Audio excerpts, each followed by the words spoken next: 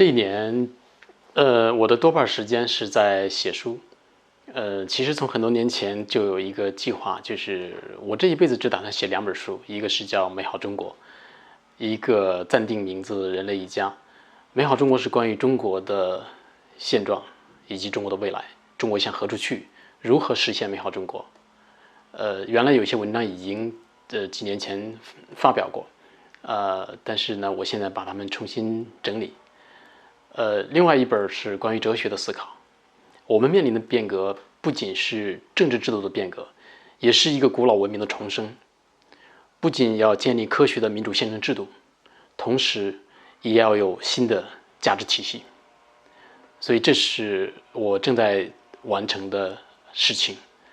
在监狱中3年，主要的时间是，基本上写出来了《人类一家》，一个整套的哲学体系、哲学的思考。那我出来以后，我会花一段时间，慢慢的把它整理好。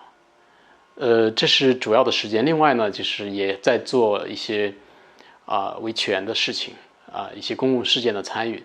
当然，这些事情目前还不方便公开讲。我一直是乐观主义者。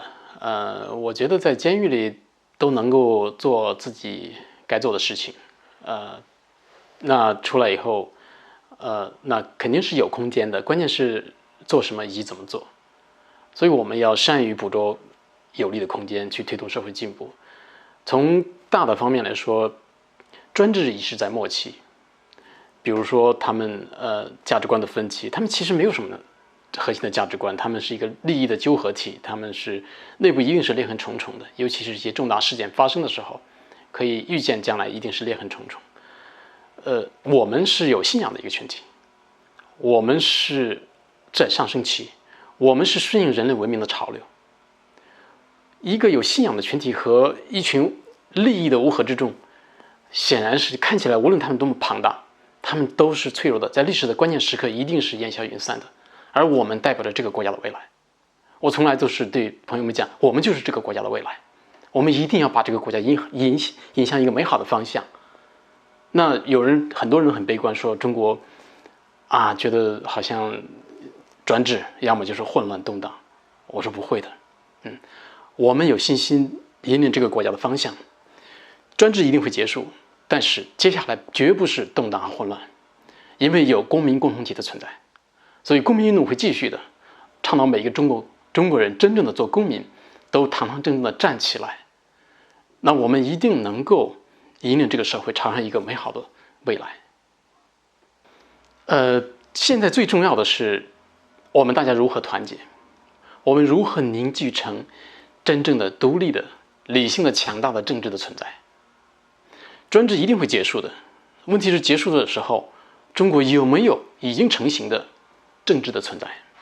如果没有，那中国将是一团糟；如果有了，那我们就会有一个美好的未来。中国和苏联有很大的区别，苏联它是突然政治改革，接下来专制就结束了。他们没有市场经济的准备，也没有政治反对派的准备。中国是过去准备了40年，在旧体制外长出了市场经济，虽然它不完善，但是它已经有了基础的市场经济。同样，在过去的40年，旧体制外也在成长出政治反对派，真正的独立的政治的力量。虽然今天看起来还是一盘散沙，但是我希望在未来的一些年能够很快的大家联合起来。这是为什么我们倡导公民运动？为什么要倡导大家把公民的身份当真，权利当真，责任当真？在后集权社会，最大的问题是假很多东西都很美好，比如说社会主义核心价值、民主、自由、法治、平等都有，但是我们把它当真。公民这个身份已经扎根中国100多年了，没有人能够把这个身份给去掉。比如我在警察面前说，他说你这个做公民你什么意思？我说难道不应该做公民吗？你难道不应该是公民吗？你难道不应该追求做一个公民的权利、自由、尊严吗？每一个中国人都应该堂堂正正的做公民。那现在中国的当下的现实是，很多人把自己当臣民、草民、暴民、蚁民。那我们现在有一些中国人站起来了，我们追求真正的自由和权利。现在我们就要公开的给自己贴上公民的身份的标签。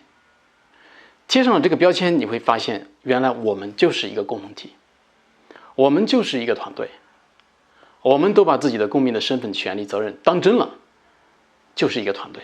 这就相当于遍地的铠甲，公民这个身份就像遍地的盔甲，我们只要把它捡起来穿起来，就是一志一时，所向无敌。因为专制这个信念，他骨子里他也得认公民啊，他也不能把公民二字从宪法中去掉啊。所以我们就是要把它当真，当真是有非常强大的力量的。当真了，那我们就能够凝聚起来，它代表了我们所有的理想，它同时又是我们的身份。我的身份就是公民，我的理想，我人生的理想就是要做一个真正的公民。当我们每一个中国人都成为一个真正的公民的时候，我们的国家也一定变了。谢谢。